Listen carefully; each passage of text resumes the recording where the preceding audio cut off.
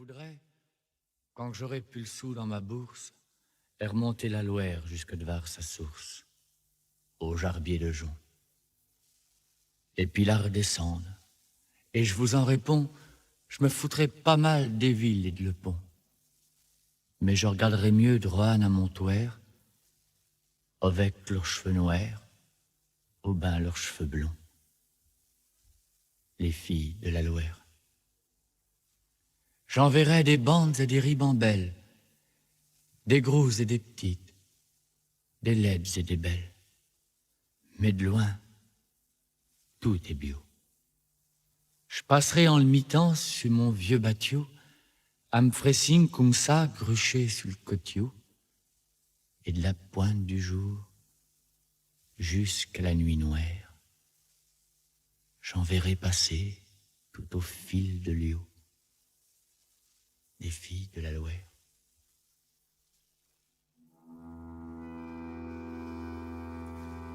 Et puis quand Kyo bleu a serait devenu varte, que le ciel serait tombé dans un cric déserte, je m'arrêterais dormir, et peut-être ben qu'en rêve, sommeillant à demi, je verrais venir à moi, comme à son promis, portant sur la tête une coiffe de lumière, par un chemin d'argent que la lune aurait mis, une fille de la Loire.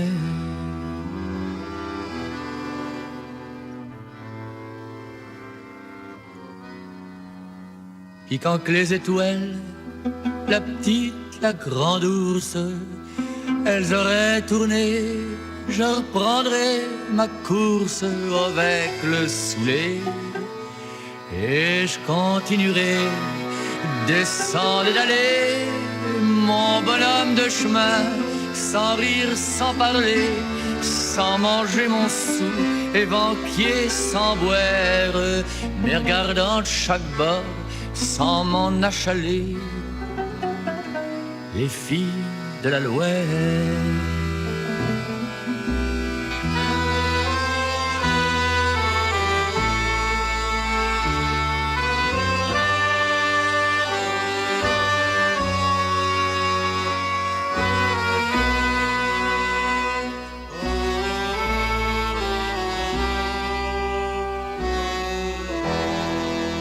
Peut-être qu'avec le temps, se fait-on pas à l'âge, et qu'à force d'en voir, je me ferai moins sauvage, et que pour les voir mieux, je m'arrêterai un jour pour garder leurs yeux, pour voir s'ils sont gris ou ben s'ils sont bleus. Mais ça serait peut-être ben la fin, mon histoire. Elle n'aime vanquer point les gueux et les vieux, les filles de la Loire. Et pourtant je crée pas, elles sont si gentilles qu'elles doivent bien être bonnes, les chères petites filles, pour ceux qui n'ont pas le sou, pour les pouveurs poètes du pays d'Anjou, qui vondraient devant yeux sans savoir où, mais qui sentent de taille à pêcher la gloire, pourvu qu'à leur fasse un soir les yeux doux, les filles de la Loire. Mais c'est corps chez nous qu'elles sont les plus mignonnes, par celles de Saumur, Saint-Georges ou de Chalonne, Saint-Florent de Liré. Je sais que mon bateau serait comme attiré, que je ne saurais un peu que coûter que virer, tribord ou de bâbord, d'avant ou d'arrière, et qu'à finirait par nous admirer, les filles de la Loire.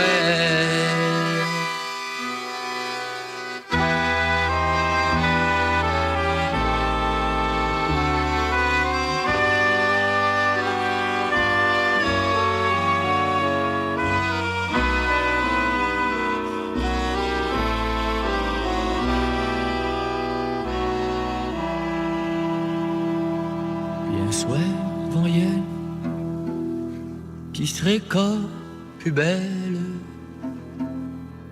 Je déciderions peut-être en notre pauvre cervelle de faire Altenbrun vers la Ménitrée ou de Saint-Mathurin, en face les Ponts-de-Cé ou de Saint-Saturnin, de ranger mon pouffet en une vieille ormoire et de laisser ma peine se barcer au refrain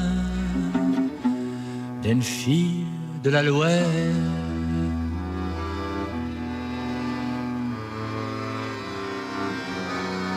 Ou ben mieux encore, ça serait plus sage, je continuerions tous deux notre voyage, moi et mon bateau, sans garder de côté la femme ni le château, tout est coiffé d'ardoise, la cave en tuffeau, j'ouvrions nos voiles à la grande barsoire, du vent frais sous l'air, loin du cœur trop chaud des filles de la Loire.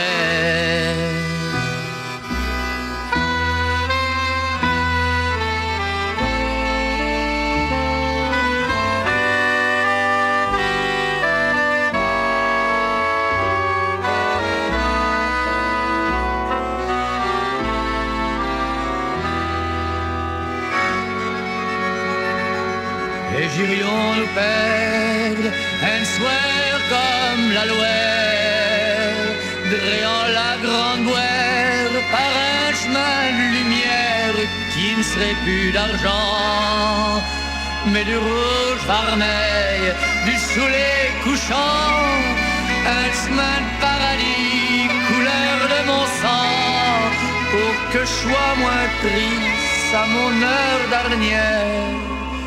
Et par une belle nuit, je m'endorme en rêvant des filles de la Loire.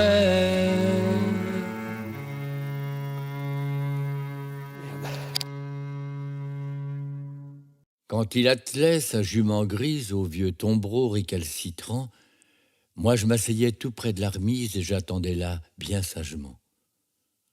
Je voyais le grand-père qui s'activait à faire reculer la Clémence entre les brancards lourds et épais, cette vieille charrette de mon enfance. Pour sûr qu'il aimait sa jument, l'était avec plein d'attention, il y parlait même poliment, ou d'autres gueuleraient que des jurons. Faut croire que la bête s'en rendait compte, bénéficier d'un tel traitement. Même sur les chemins bien raides qui montent, archigné point dans l'engagement. Et avec ça, elle t'est futée, elle t'est bien moins bête que d'autres asteurs, de ces chevaux de la haute société qui crottent pareil, mais qu'on point de cœur.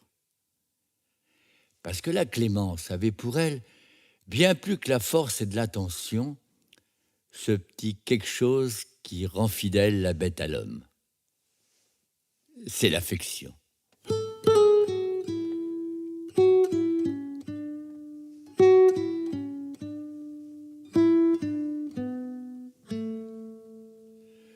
Ça pour dire que tout Kenyo, quand je les retrouvais pour les vacances, c'était bon comme un bon gâteau de voir mon grand-père et sa Clémence.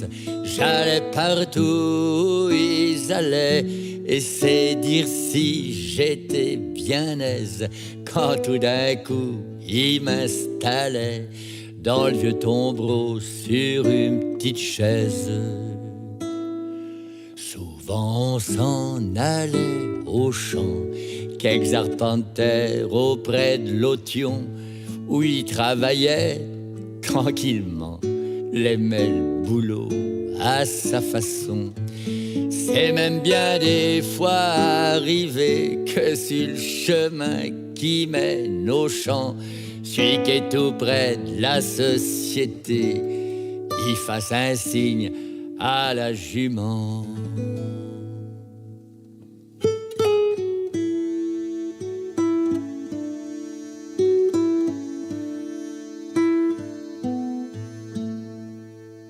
Et vous l'avez compris plus haut, la bête ne se faisait point prier.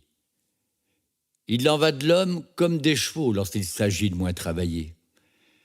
La première fois qu'il m'emmenit là, c'était un été qui faisait bien chaud. Et quand je repense à cet été-là, je me dis qu'il me fit un beau cadeau. C'était tout frais à l'intérieur. Juste 2-3 tables, si je me rappelle, des bancs, des chaises, un bouquet de fleurs qu'on aurait dit une aquarelle. Et puis, au beau milieu du jeu, un vieux bonhomme qui tirait un rouleau lourd et silencieux, un fin labeur à ce qui paraît.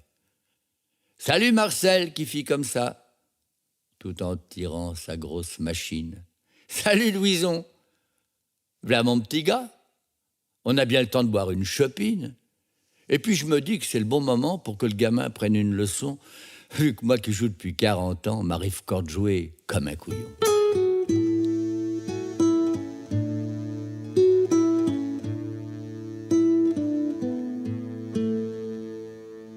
Ce fut un bel après-midi, souvenir heureux de ma petite enfance, de ce qu'on garde toute la vie, en se disant qu'on eut de la chance. Rendez-vous compte que ce jour-là, le grand-père et son copain Louison, sans s'en rendre compte, m'ont donné là, de ma vie la première leçon. Parce que la boule, c'est plus qu'un jeu. Les règles sont simples en apparence, mais bon Dieu, faut être rigoureux et consciencieux quand tu la lances. D'abord, ta boule, tu la prépares, tu la bichonnes, tu la frottes bien. Faut qu'elle soit lisse comme un miroir. Et t'es pas sûr de faire le point. Il y a aussi le geste, et puis le poignet, les genoux, le regard, les reins qui se tendent. La boule de fort, c'est le jeu complet. Il faut que la tête et le corps s'entendent. Et moi, j'ouvrais grand les oreilles. Le fort à gauche, le fort à droite, suivant la pente, c'est pas pareil. Ça se mélangeait dans ma petite tête. Après longtemps d'explications, j'en trouvais une paire de savates, des charentaises couleur marron qui étaient trop grandes pour mes petites pattes.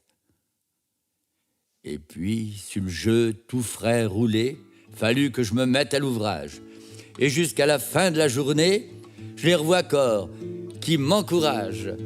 Grand-père, Louison, là, côte à côte, accoudés à la même barrique, levant leurs verres, relevant mes fautes et me conseillant sur la pratique. Mais comme toujours, il y a un terme, le jeu, la boule et les copains. Fallait s'en retourner à la ferme et restait un bon bout de chemin.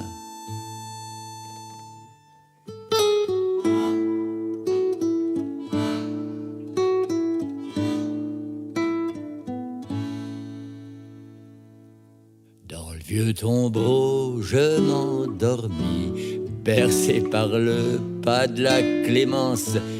Et je crois bien que le grand-père aussi, c'est tout de même beau, une telle confiance. La brave jument fit tout le retour, en même temps que se couchait le soleil. Et dans la ferme, tout près de la cour, elle est ni fort pour qu'on se réveille.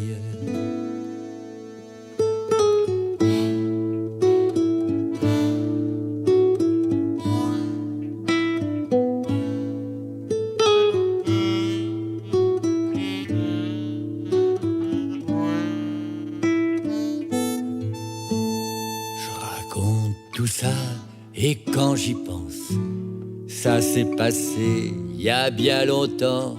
Il n'y a plus de grand-père, il n'y a plus de Clémence. Et je deviens vieux, bon sang, bon sang. Mais je garde toujours dans ma mémoire cette belle image de mon passé. La vieille charrette, Clémence, grand-père, sur une petite route tout près de Cornet. Rentrant dans la tiédeur du soir, rassemblés pour l'éternité. Rentrant dans la tiédeur du soir, rassemblés pour l'éternité.